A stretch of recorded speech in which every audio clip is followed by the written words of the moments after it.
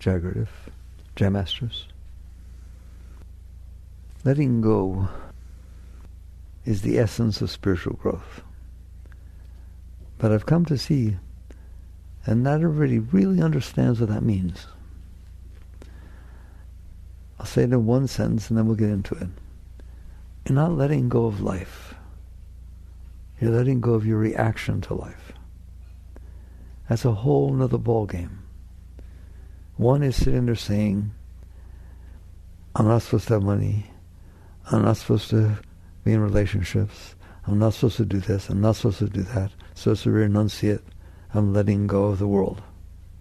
You know I don't buy into that. That leads to suppression, repression, and often comes up and comes out in ways that are not so good for the rest of the world. It's not letting go of the world. But I thought Christ said, sooner a camel should pass through the eye of a needle than a rich man should go to heaven. Again, because we don't understand what the great masters are saying. We only understand what we understand, and then we bring the teachings down to our level. If you take that literally, obviously camels can't pass through the eye of a needle, and therefore it's saying that if you have money, you can't go to God. And therefore this whole thing about never touching money and being renunciate and so on comes about. It is not about letting go of the world. It is about letting go of your reaction to the world. All the growth is inside. Christ said the kingdom is within you. That's the truth. That's what it is. So what does that mean? You're not letting go of the world, you're letting go of your reaction to the world. It means the world is going to unfold. That's what it does.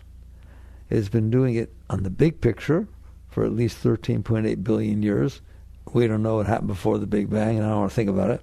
But basically, if we trust our scientists, and we should, in exploring what they've explored, they time it back to 13.8 billion years when this stage of the universe, whatever, came into being, and then it evolved, and you guys ended up here.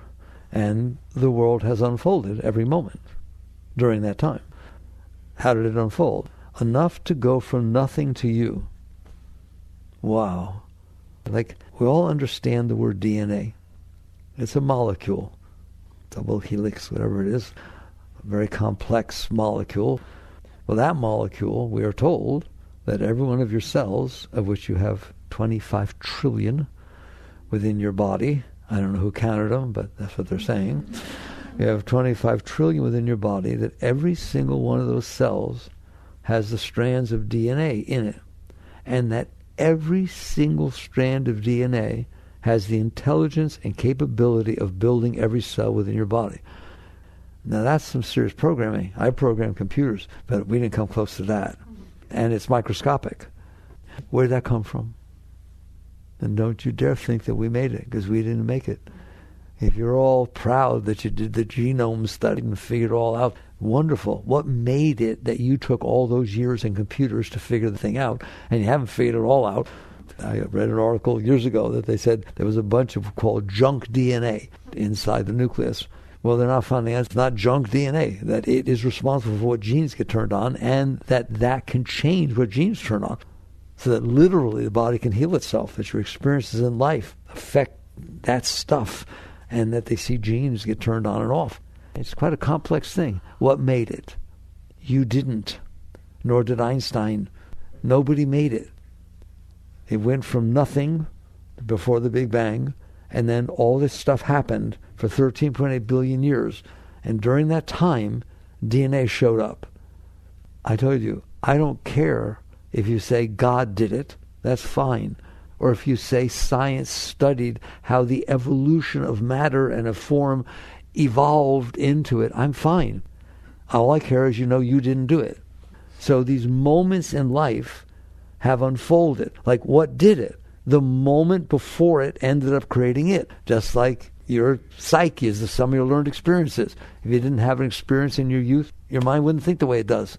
It's cause and effect. It passes through time and space for a very long time, very complex, all over the place, and it made this. I mean, I'm a lover of God, so that's where I am. But I don't care if you're the biggest atheist that ever lived. You didn't make it. So it's okay with me that you understand life, how we call God equals life. Life equals God. The moments unfolded, and this is what happened. So that basically, that's where you're sitting. There are moments unfolding. The moments in front of you are no different than the moments anywhere else. They're the result of cause and effect. I mean, I understand they look different, they talk different, they sound different. They are the result of all the forces that made them be the way they are. How's that? Science doesn't argue with that. They're the result of the forces. Science studies what were those forces. Fine. The point is, that's what did it. The forces did it. So basically, you come down and understand there are moments unfolding in front of you. You did not make those moments. I'm not saying you had no influence on them. If I'm holding a glass, I didn't make the glass, I didn't make the water, I didn't make the floor, I didn't make gravity, I let it go, and it broke. I broke it.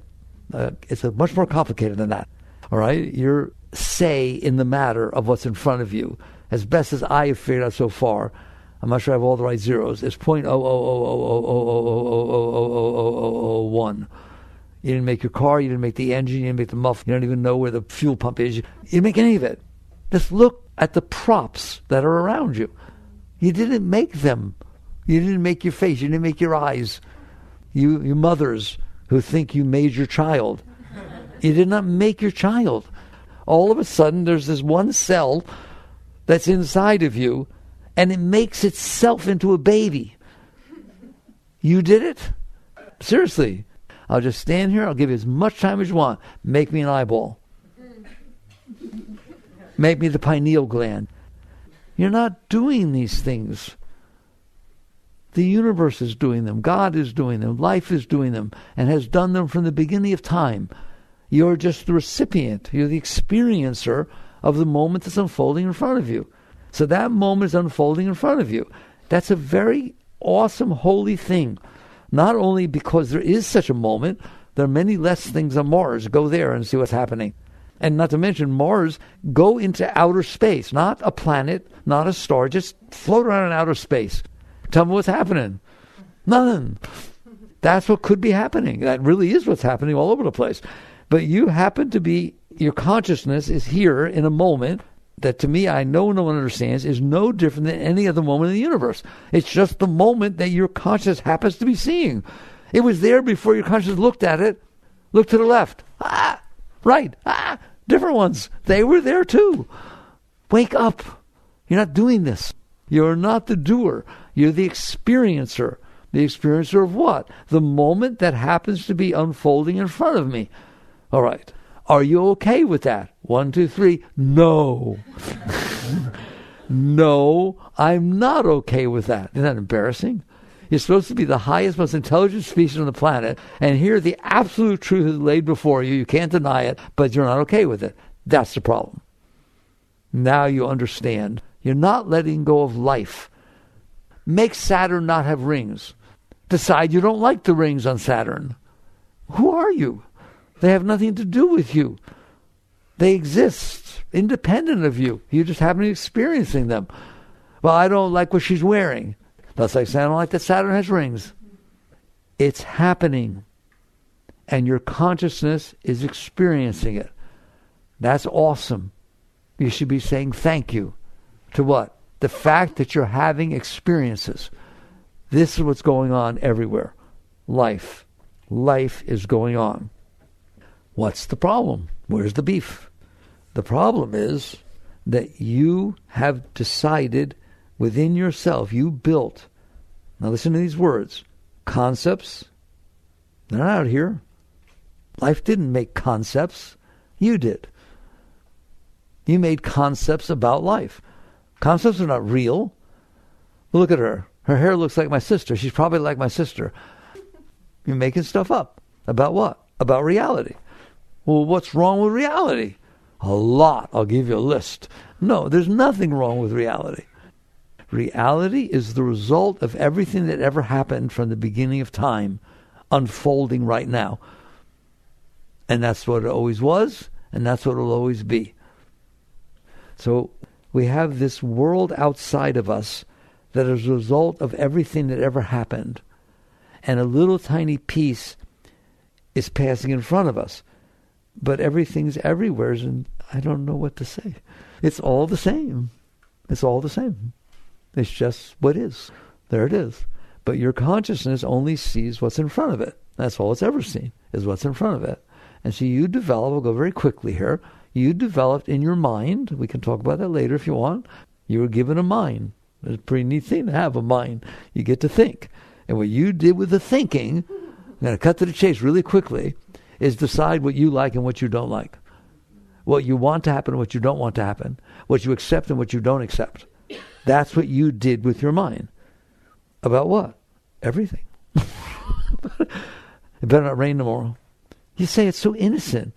And why better not rain? I'm going camping. I mean, what about the farmer? And what about everybody else? And what about reality? And what about meteorology and the weather system? I always tell you guys, you want to know about the weather? Why did it rain on my birthday? You want to find out why that happened? Go study meteorology, and guess what? You can have lots of books to read, and you bring me the one that says you had something to do with it. And yet you say that. And you mean it. It's wrong. It could have rained yesterday. It didn't have to rain. It hasn't rained for 2 weeks. You do think like that. Okay? So the world is the result of all that ever was. And your mind is the result of what you decided it's going to be. You're deciding it. What if you sat there and said, oh, this is so much fun, it rained, we had so much fun, we got sopping wet. What if you did that? You could have. You do anything you want. Inside. Not outside. Okay. So now we've laid the groundwork for what letting go means. Letting go does not mean letting go of reality. It does not mean letting go of life. It means that you inside have made up concepts, views, opinions, likes, dislikes, preferences, beliefs. Those are all mental things. Not one word I just said exists out here. In fact, it doesn't exist in God's universe. It exists in yours. You were given free will, weren't you? Look what you did with it. You made up an alternate reality that doesn't match reality and getting really upset when it doesn't match. And getting really excited when it does. Well, that's weird. I'm sorry. Will you look at the planet Earth and then look at space? When we're in space, we go out there all the time now, and we get probes, even outside the solar system. And what have we seen? Nothing. Where are the orchids? They're not there. Where are the animals? Not there. Where are any of the flowers? They're not there. Well, I don't understand. How did this place end up a Garden of Eden? How did it end up? You go to botanical gardens, where do you think all those plants came from? Earth. They were wild. Orchids were wild on the earth. Roses were wild. How many animals are there? How many fish are there? Not how many. Types of animals, types of fish. It is the Garden of Eden. It's God's idea of Disney World. It's just sitting here in the middle of nowheres with flowers and plants. You know what? You wake up in the morning and there's this planet. And you're on a planet where it sounds like this.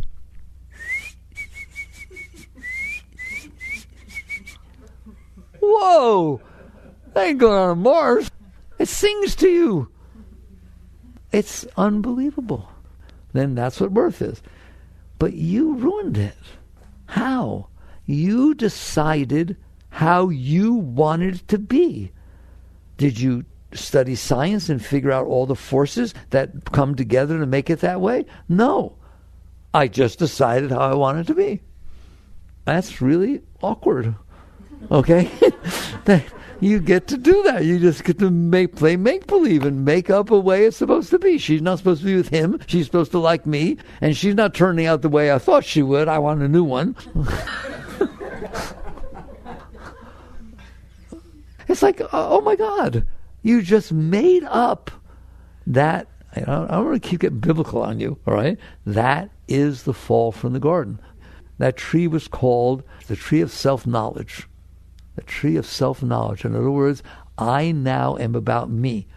I now know what I want, what I don't want, what I like, what I don't like, and how it should be. And how serious are you about that? When it isn't the way you made up. Now you listen to me. This is tough, I know. When what's the it? Reality. When it isn't the way I made up, it's wrong. You ever said it? That shouldn't have happened. That's wrong. That's just wrong. Why is it wrong? It hurt me. He shouldn't have said that. You just made up this stuff in your head. You were given free will, and that's what you did with it. You said, me, I, me, mine, like the Beatles song, I, me, mine. And it's basically, that's what you say all the time. What do I want? What am I going to do? He shouldn't have done that. I don't like what he did to me. This is my car. It's my life. Did you give it to yourself? It's hard to even talk about, right? I don't like my body. Oh my God. Don't tell that to the 25 trillion cells that are working day and night to keep it alive, that are making the blood flow, making blood all together. You don't like it? Why? My nose is too big.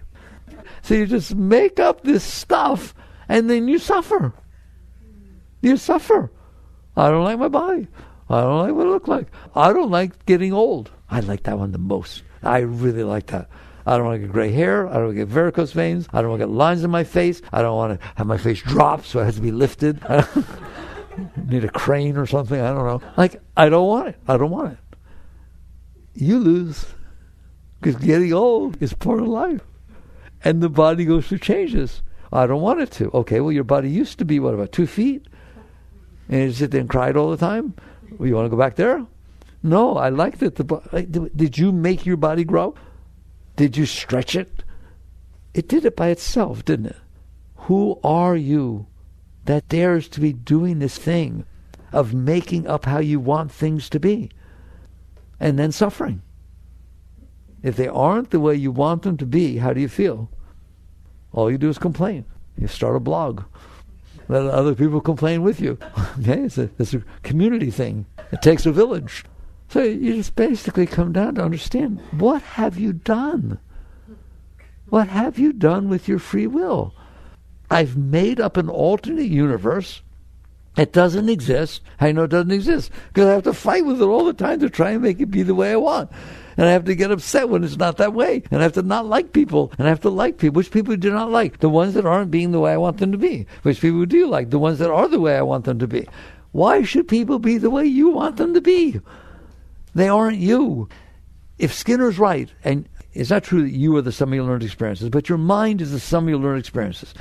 Your mind, your emotions, that whole psyche thing is the sum of your learned experiences. If you had different experiences, it would think differently. You didn't make it up. It was programmed by the experience that you had. The other person who you're saying they're not being the way I want them to be did not have your experiences. They had completely, totally different experiences, and they continue to have different experiences. The point is, you're different, and you're going to be different. I don't care what you do. It is meant to be different, and they are different, and that's just the way it works. And you dated somebody for a year or two. If you're lucky, you probably got married 6 months. But anyways, you dated somebody for a year or two, and you think you know them. You do not know them. I'm being tough tonight, all right? How could you possibly know them? They've been alive for 25, 30 years, having experiences every moment of their life, just like you have. They're completely different than anything you could even imagine. Your mind only had these experiences. A computer only is as smart as the data you give it. Otherwise, it's a nice paperweight. It's nothing. We put data in it, and then it rearranges the data. It does it really fast. So what? It's just rearranging the data, okay? And that's what's inside of you, and that's what's inside of him and inside of her. That all this data was put in every single second, programming the mind, and you think you know something. You do know something. You know the tiny little bit of what you experienced, and it's really very small. I ask you this every time now, if you think you know something. While you're having those experiences, how many are you missing? Just take one experience. Here, we're having an experience. How many are you missing? How many experiences are going on everywhere that you're not experiencing while you're experiencing this? They're not a number big enough, is it? The data you have in there is nothing. We call it statistically insignificant, isn't it? But you don't think like that, do you? You're just completely addicted to your own data. You're addicted to this is who I am. This is what's going on. And then you look at somebody else and you say they're wrong. Why? Because they don't see it the way you see it. Of course they don't see it the way you see it. How could they possibly? Okay, so you wake up and you realize what it means. We'll go back to what I was talking about. Letting go does not mean letting go of life. It means letting go of what you're doing in there about life. Your reaction to life. I like it. I don't like it. It's good. It's bad. It's fair. It's not fair. What you think is fair, he thinks is the most unjust thing that ever was. Who's right? There is no right. Not like that. There is right, but it's transcendent to that. There's absolute right, which means this is reality. I can handle reality. That's what letting go means. This is reality. It is a result of all the forces that ever were unfolding in front of me, only a moment, unfolding in front of me. If your moment is wrong, what are you saying about everything? Your moment fits into all the other moments. It fits inside every moment that caused it. It fits inside every moment that's next to it, but it doesn't fit inside of you. Why? Because you made up one. And you didn't even consult reality to see whether the one you're going to make up has any meaning or anything. You just made it up. I don't like it. I don't like it. Yeah, I already dated a blonde when I was in high school. She dumped me. I don't want to date a blonde ever again. Okay, that's really good. That's the sum of your learned experiences. All right, so now we're at this point where we can start to grow spiritually. Life unfolds. It's in front of you. You're going to have reactions inside of you because it won't match what your concepts and views and opinions and preferences and hopes and dreams and everything, all that stuff you made up inside your head, is not going to match. So you have two choices. I'm going to make it match. We have ways. And you do it all the time. You manipulate people, places, things with your clothes, with your words, with how you walk, because you drive. Every single thing you're trying to project out into the world how I want you to be. And when it's not that way, you suffer. And when it is that way, you get excited. And therefore you say, see, it's true. If I get my way, it's good, it's right, because I feel really good. So that must be what's right. And when it's not, I feel really bad. And there you go. That's it. There's your thing. That's what's causing all this trouble, everything. That's what causes every war that we ever had, every terrible thing anybody ever did. People are fine. You're beautiful. You're fine inside, except that you made up how you want it to be. And now you will go to great ends. You see the ends that people will go to in order to get it their way. Okay? And that's what everybody's doing. They're deciding what they want and what they don't want, and then fighting, struggling, fighting. So how do I be okay? You be okay by stop making up how everybody's supposed to be, making up what's supposed to unfold in front of you, making up every single thing, making up how much traffic there should be when you drive down the road, making up how fast the driver in front of you should go, making up what the weather should be like today. How hot should it be? Oh my God, it's so hot. This is ridiculous. Okay. You're telling reality, you don't know what you're doing. You're just completely absurd. You don't match what I want. How about reality says to you, I win? Reality always wins because it's what actually happened. So you come down and say, is there a higher way to live your life? Yes. It's called the spiritual path, the spiritual way. Spirituality is as follows. I'm in here, and there's a universe out there. For some reason, I can't handle it. I can't handle reality. I can't handle the driver in front of me. I can't handle it's raining today. I can't handle what somebody said. I can't handle that she's holding hands with him. And I can't handle it. I can't handle it. You come to grips with the fact that I'm not okay inside. I made a mess inside. Now we'll get down to how it got to be a mess in there. We said life unfolds. It does. But my parents got divorced. That's part of life unfolding. It shouldn't have happened. Well, it did. What you mean when you say it shouldn't have happened is you mean I couldn't handle it. I couldn't handle it. There we go. So already you were making a problem. What would happen if you could handle your childhood? Psychology out of business. You don't need therapists. My parents got divorced. What was that like? I ended up with 2 fathers. It was a lot of fun. I get to go to 2 households. I get 2 Christmases. You had every right in the world to do that. You weren't ready. You weren't evolved enough. But there's nothing saying you couldn't have done that, is it? You're free in there. You do anything you want in there. If you didn't understand it then, at least understand it now. You're free in there to think any way you want, but you didn't. So what happened is you couldn't handle it. Now what do you do? What are you going to do about it? What are you going to do about the fact that you can't handle it? I'm going to suppress it. I'm going to make believe it didn't happen. I'm going to practice denial. I'm going to hate it. I'm going to push it away because I can't handle it. There, now we need psychologists because you suppressed all this stuff. And that's how it got messy inside. I usually give you a big lecture on it. I'm going to do it very briefly here. That's how it got to be a mess in there. Imagine if you stored every single thing that bothered you throughout your life inside of you. What would it be like inside? Bothered. How can it not be? That's what you stored in there. Everything that ever bothered you. That's what makes it be bothered inside. So now you have all these concepts and views and opinions and preferences about what? That which needs to happen that doesn't bother me. But you are bothered. Yeah, but I don't want to be. I want to find somebody that even though I'm bothered, I don't feel bothered around them. And that they don't ever bother me. Okay, so I did it. That's what happened in there. You built a garbage bin. You did. You stored all the garbage that ever happened to you. And now what you have to try to do is find outer situations that make it feel a little bit better in there. Okay, spirituality is not about finding those situations.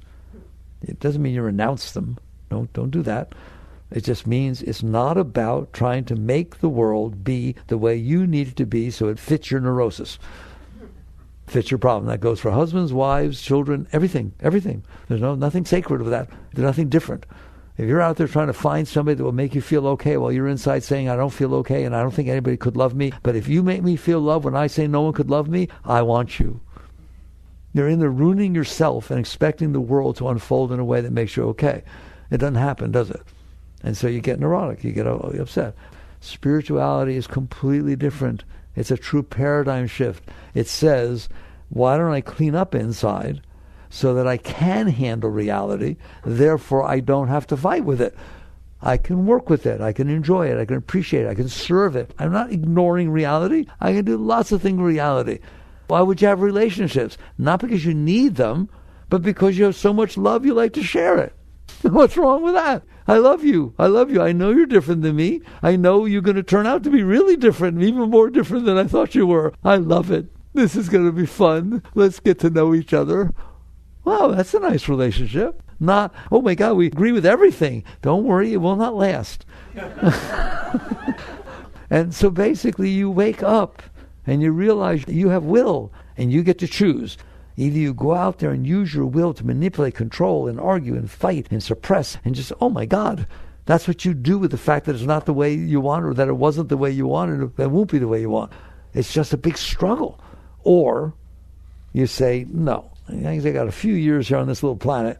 I am going to clean up inside so that there aren't moments that unfold in front of me that I can't handle. Doesn't mean you don't work with them. Doesn't mean you don't raise them. You have work to do, but your work is not to make them be what you decided you wanted them to be. So you sit there and say, okay, why can't I handle what's unfolding in front of me? There. Not how do I get it to be the way I want. Why can't I handle it? That's the paradigm shift. That's spirituality. Where you ask a different question. Why can't I handle reality? So you decide, I'm not going to waste my life fighting with life to try to make it the way I decided it should be because I have problems. What are you going to do? I'm going to spend every moment of my life cleaning up inside. I'm going to learn to honor, respect, accept, and handle the reality that unfolds in front of me. Well, how do I do that? How do I do that? That would be fun, wouldn't it? Wouldn't it be fun that every single moment is exciting? Wouldn't it be fun that you wake up in the morning? I told you how a true spiritual person wakes up in the morning. I'm back! I wonder what will happen today. I don't know, it'll be fun. Who said you can't be like that? Who said you can't be like that? You did. You said you can't be like that. You said I can only be like that if every single thing is exactly the way I want, including the past, and I have to trust that the future will be that way. And otherwise I can't be. Lest ye be as little children. That's what that means. All right? So you look at it and you make the most important decision in your entire life. I am not going to waste the rest of my life fighting, struggling, suffering, anxious, That's where all the anxiety comes from. That's where all the tension comes from. Of course there's tension. What is tension? Two forces at odds with each other. You and reality. They're at odds with each other, aren't they? And so you feel tension. What does anxiety mean? I'm afraid there's something will happen that I don't like. Ding! If you got likes, I guarantee you something's going to happen that you don't like. We're talking so deep. It's like the deepest writing possibly ever written is the treatise on faith mind by the third Zen patriarch. And all you need is the first sentence. The great way is not difficult for those who have no preferences. Does that fit into our talk? What's the great way? Enlightenment. Not just I could be a little bit happy. We're talking about complete liberation, the highest state that Buddha ever reached. Christ, my Father, and I are one. Enlightenment, the great way, is not difficult for those who have no preferences. What's the adverse to that? Every way is very, very difficult for those who have preferences. Isn't it? So basically, you start to do the work. You work on doing what? Letting go. Oh, that's how I started the talk. Letting go is not letting go of life. Life is reality. Letting go is letting go of your reaction to what's happening in front of you, because your reaction is based on this thing you built inside. Your reaction is based on whether I like it or not. You have a totally different reaction if inside says, I like it, I like that it happened, and I don't like that it happened. That's got to go. What's in its place? Honor, respect, appreciation. I honor the moment as unfolded in front of me because it was made by creation. It took 13.8 billion years to get here, and it's in front of me. And guess what? Nobody will ever experience the moment you're experiencing. I know you don't think like that. Nobody ever has, nobody ever will. That moment in front of you, the way you're sitting, at the angle you're looking, the sunlight and everything, never happened before, will never happen again, and only you see it. And that's true of every moment of your life. Wow. Sometimes you say to me, I like to feel special. I think that's pretty special. Every moment you ever experience, you're the only one that ever experienced it, the only one that ever will. Why is that not enough? It's like, wow, I got a custom-made life unfolding in front of me. It's not enough because you made up how you want it to be, and it doesn't match that moment. So how do I get rid of that? Little by little. Don't take the big stuff.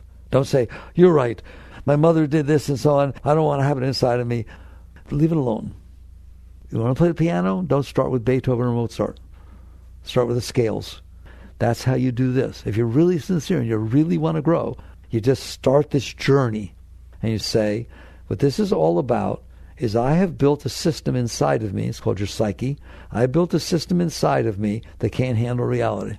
So just like playing the piano, I need to start simple and practice handling reality. What do you mean? I always use the driver in front of me. So if I got a driver in front of me going 10 miles an hour below the speed limit, and I'm in a rush, therefore they're wrong. The fact that they got their own world, they're old and they're being safe, or they're looking to see where an address is. Whatever it is, while they're going 10 miles an hour below, it's reality. You know it's reality, don't you? It's right in front of you. Okay, then what's wrong? Me. I have something inside of me that can't handle reality. Okay, well this one's innocent enough. How about we practice handling reality? We actually use that for our spiritual growth. Babu Muktananda was all into gurus. His whole life was gurus. He said, life is your guru. Life is your guru. So here you are, face to face. And it's doing that, and inside, the monster's throwing a tantrum. You know what that feels like, what that sounds like, don't you? All right, what do?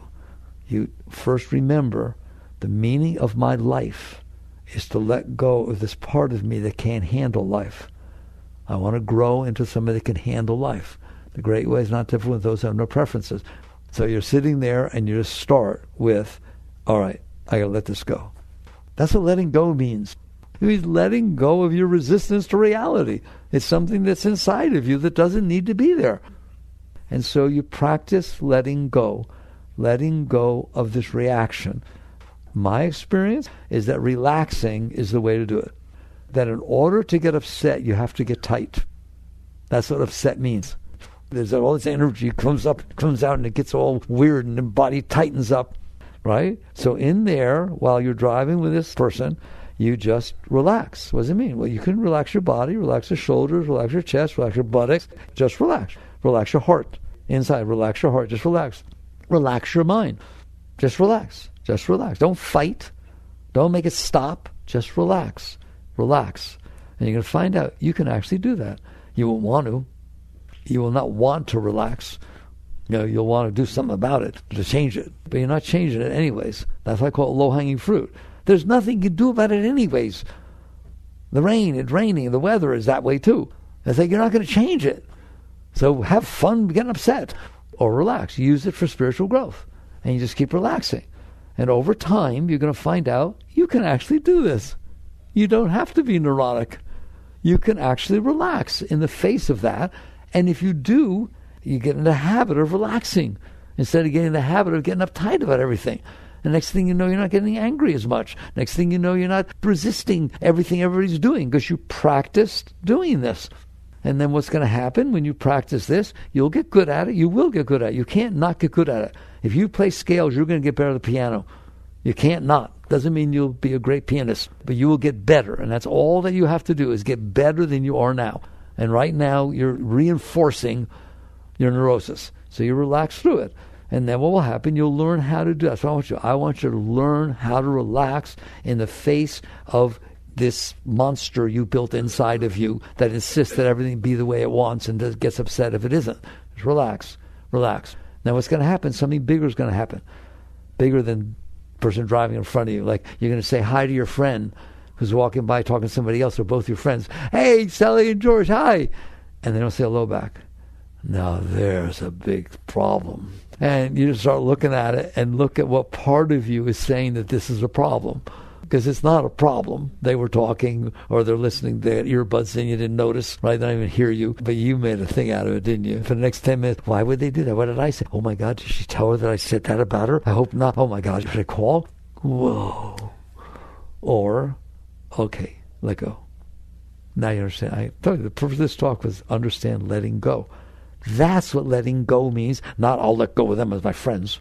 They're not my friends. I can let my friends go. No, that's not what it means. It's not about outside.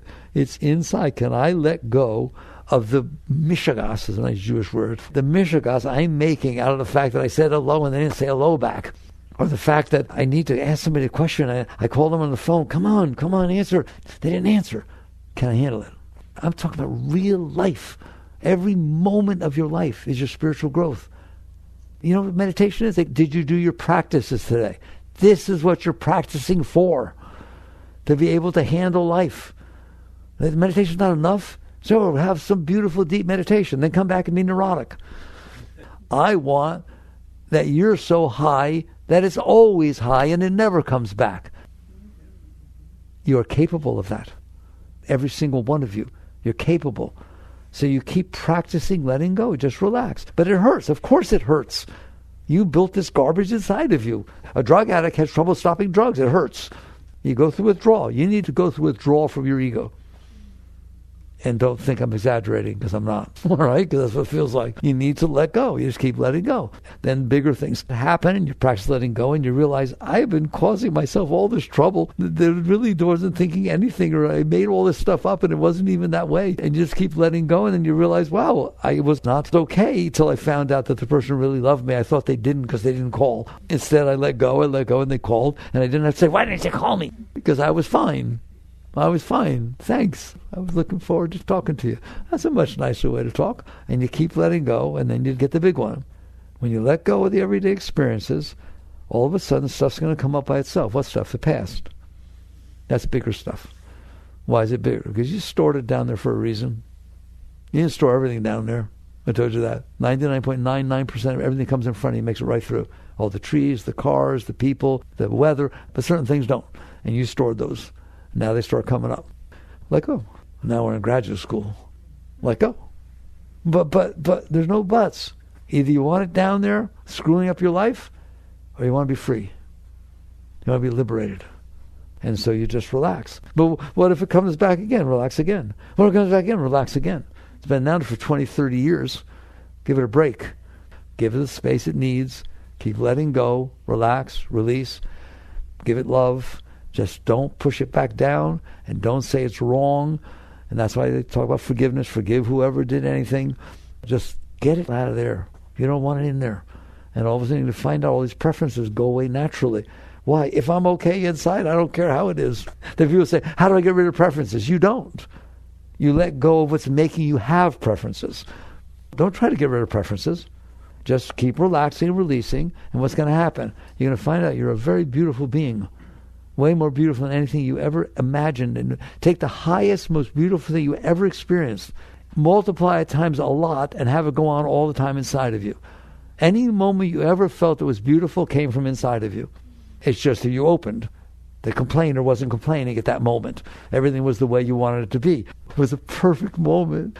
Every moment is a perfect moment inside of you. Once you stop closing, once you stop complaining, once you stop building all this junk in there, you start feeling this river of love, river of joy flows inside of you all the time. You don't need love. You are love. You're welcome to share it, but you don't need it. And that's what it is with everything. So it's really very beautiful, and it's really worth doing. The other way, you fight to get what you want. It gets old. You don't want it anymore. And something else happens. No, this is permanent. That's what the spiritual state is, a permanent state of Satchidananda, eternal conscious ecstasy. Anybody want some? Okay. You just have to let go of all this garbage you collected inside. So there. I ended it where I started. It is not about letting go of life. It is about letting go of your reaction to life, which is all based on the suppressed stuff that you stored inside of you. Work on yourself. Raise yourself. And it gets very beautiful. Okay, I hope you understand. I know it's tough because it's got a paradigm shift from the way you're taught to live your life. Just fight to get what you want. Well, spirituality says life is so beautiful. Life is beautiful. Let go. Jagrata.